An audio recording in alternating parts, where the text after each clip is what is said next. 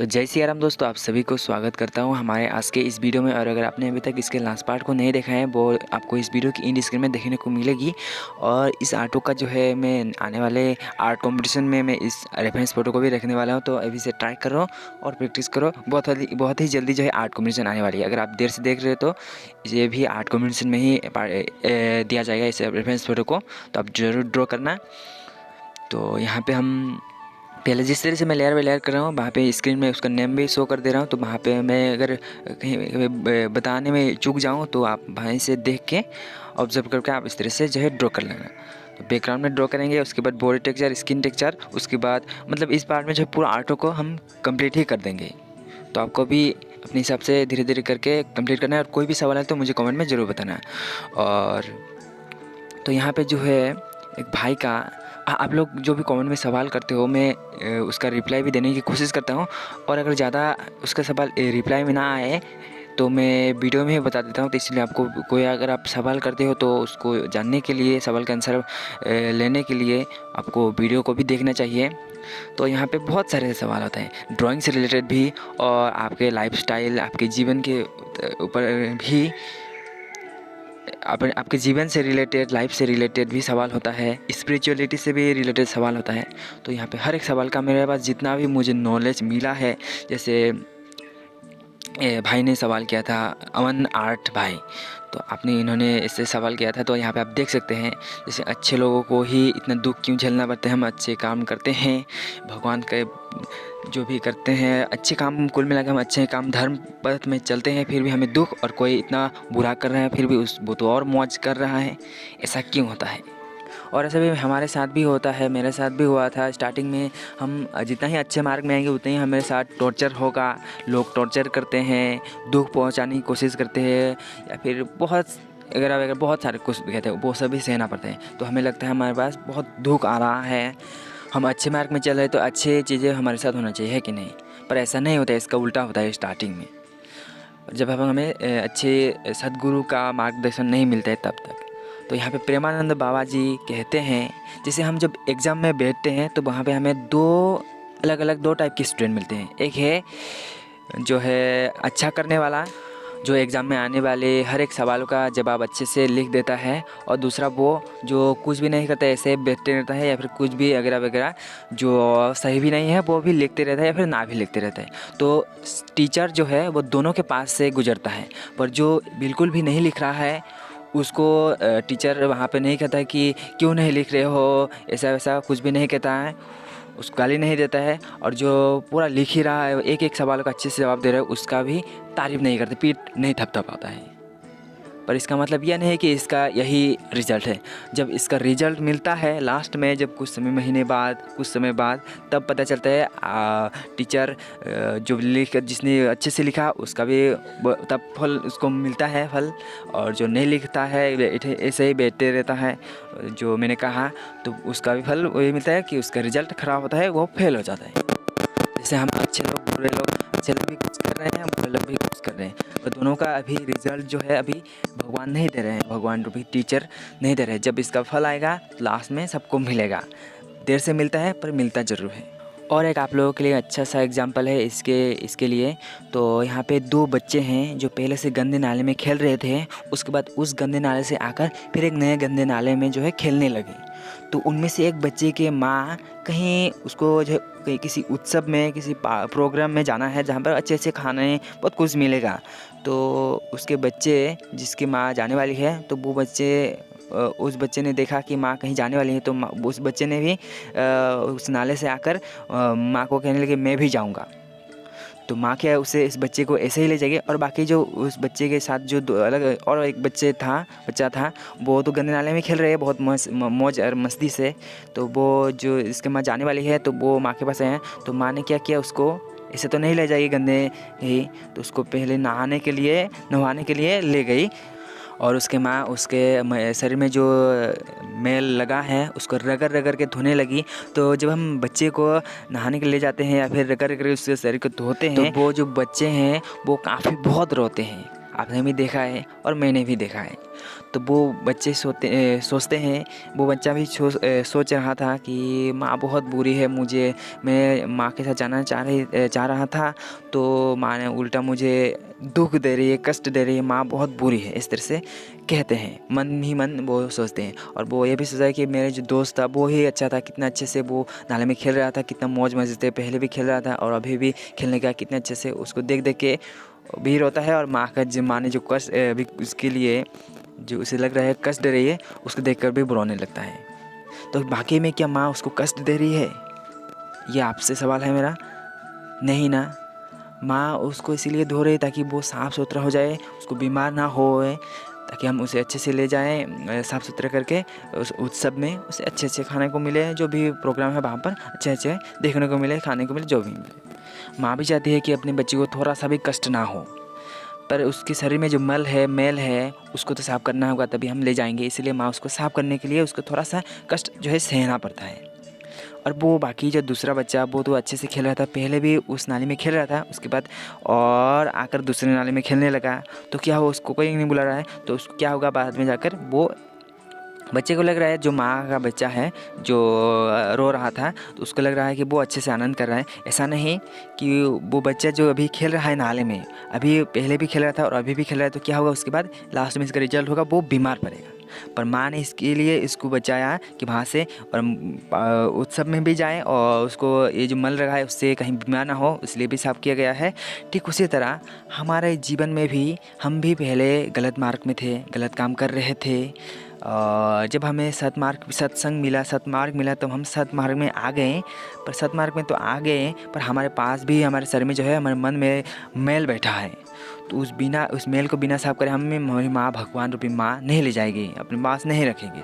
तो इसीलिए क्या हुआ, वो माँ हमारे जो पाप रूपी मैल है उसको साफ करने के लिए थोड़ा सा रगड़ाई करती है। तो हमें लगता है कि हम पहले एक बुरे काम करते थे, अब हम अच्छे काम कर रहे हैं, सत्मार्ग में आ गए हैं, फिर भी हमें दुख मिल रहा है।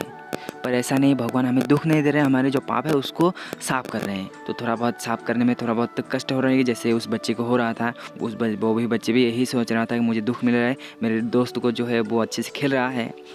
और बाकी जो दूसरा व्यक्ति जो पहले भी गंदे नाले में जैसे पाप कर रहा था और अभी भी कर रहा है, फिर वो आगे ही बढ़ रहा है, ग्रो ही कर रहा है ज़िंदगी में, उसका चारों तरफ से उसका बरकत जो है उन्नति ही हो रही है।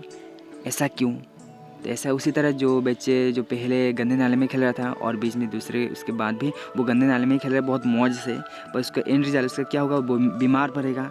ठीक इसी तरह जो अभी पाप कर रहा है और पहले भी पाप करता था, तो क्या होगा, जो उसने बीच में कभी भी जो है कुछ भी जो है पुण्य किया होगा, तो उस पुण्य का फल, सत्कर्म का फल उसे अभी मिल रहा है। और उसके बाद जो उसने उससे पहले पाप किया था और अभी का पाप जब मिल जाएगा, जब उसका अभी का पुण्य जो है ख़त्म हो जाएगा, उसके बाद कोई पुण्य नहीं रहेगा, तो पहले का पाप और अभी का पाप मिलकर उसे ख़त्म कर देगा और ब्लास्ट कर देगा। जैसे कि कई लोग ऐसे होते हैं वो जीवन भर जो है पाप करते हैं और बहुत सारे लोगों को लूटते हैं, मारते हैं, पीटते हैं, मर्डर करते हैं, फिर वो दिनों दिन बरकत करते हैं, संपत्ति धन में बढ़ते जाता है उनका।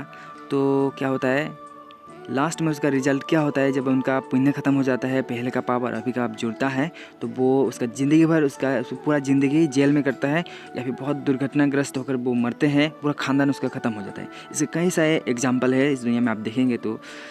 ठीक उसी तरह और जो अभी जो पुण्य कर रहा है, सत्मार्ग में आया है, उसका भी दुख मिल रहा है, इसलिए क्योंकि उसने अभी से पुण्य करना स्टार्ट किया है, पर उसका जो पहले का पाप था वो आगे आ गया है। मतलब जो पहले का पाप था वो आगे आकर उस पुण्य को रोक रहे हैं। तो वो जितने भी पाप है वो जल के राख रहे हैं। जब उसके बाद कई जो है पाप नहीं रहेगा, जब पाप जब जल के ख़त्म हो जाएंगे तो क्या होगा, उसके पास पुण्य ही पुण्य रहेगा। तो पहले का पुण्य और अभी का पुण्य जब एक साथ होगा तो वो एक रात में ही, यानी रातों रात उसका प्रतिष्ठा, प्रसिद्धि, प्रशंसा सभी कुछ बढ़ती ही जाएगी। जैसे कि आपने बहुत सारे एग्जाम्पल भी देखे, कई लोग जो है पहले नहीं दिखते हैं, रातों रात वो फेमस हो जाते हैं, पॉपुलर हो जाते हैं। बल्कि ये भी हो सकता है कि कई लोग ऐसे भी हैं, उनका पहले का पाप भी था और अभी का पाप भी है, बीच में कुछ बहुत जो है थोड़ा बहुत पुण्य था, वो उसका फल तुरंत मिल जाता है, पर बाद में वो जो है अपने आप जो है वो गायब हो जाते हैं। ऐसे भी हैं।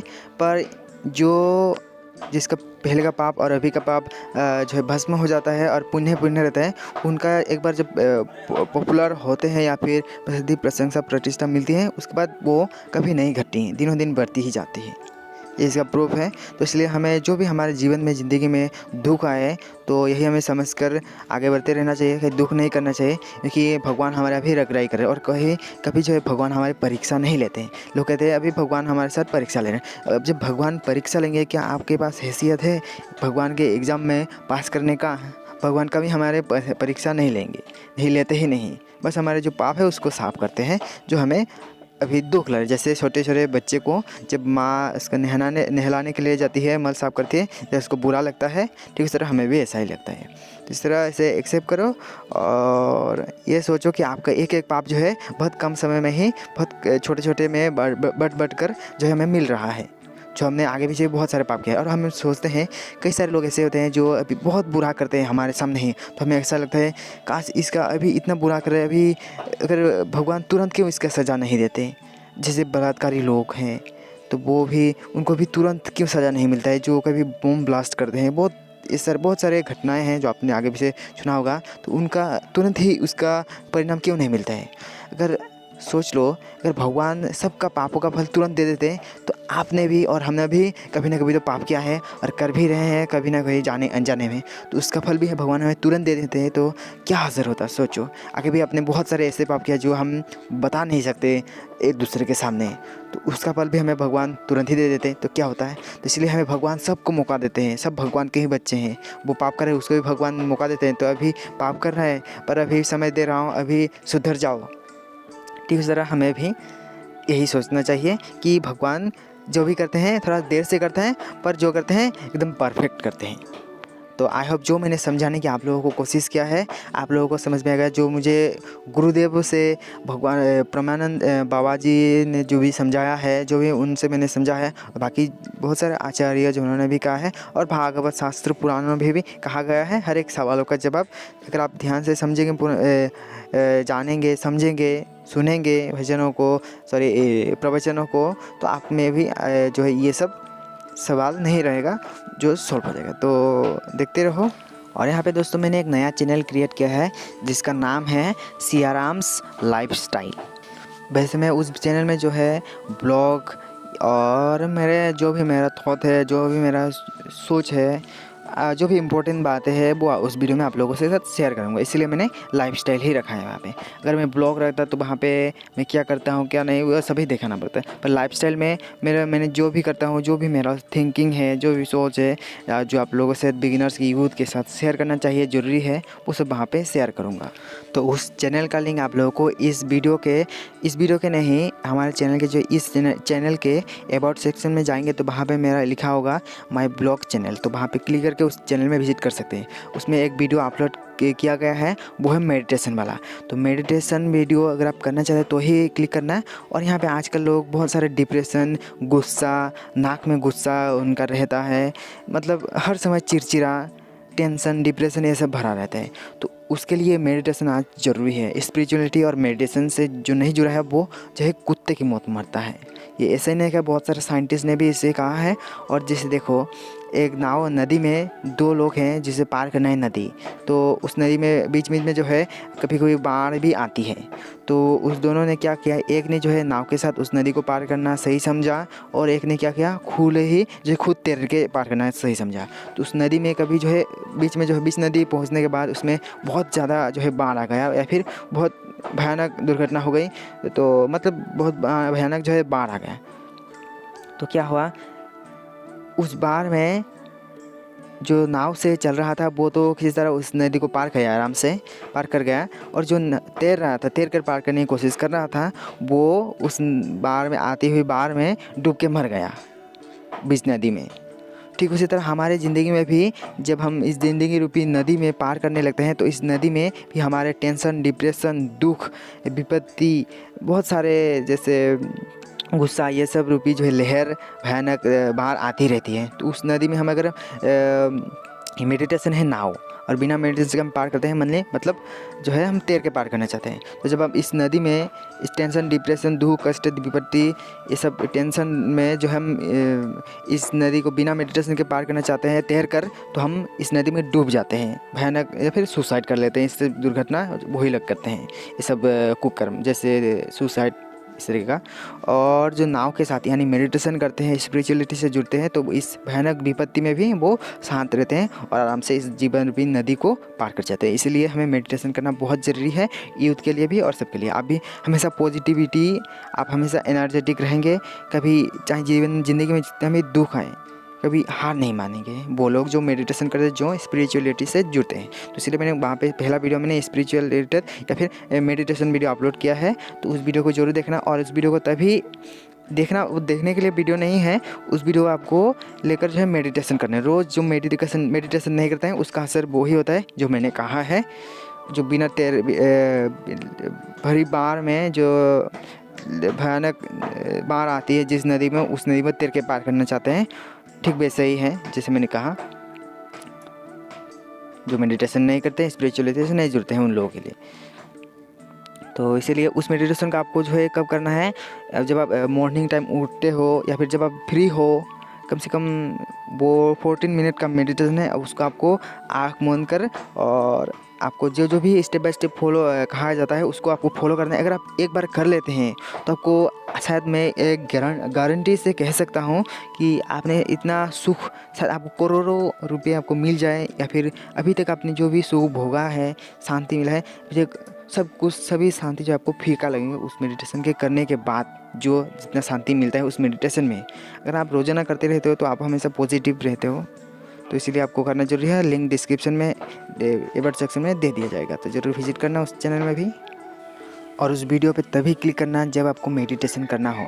और मेडिटेशन आपको जब आप फ्री हो, लगभग आपके पास थोड़ा बहुत टाइम है, या फिर सुबह या फिर शाम को जब टाइम हो तभी आपको मेडिटेशन वीडियो को क्लिक करना है और तभी करना है। एक बार आप मेडिटेशन कर लो तो आपको उस वीडियो में बताया कैसे आपको क्या प्रोसेस करना है, बस आपको स्टेप बाय स्टेप आंखों को बंद करके फॉलो करना है।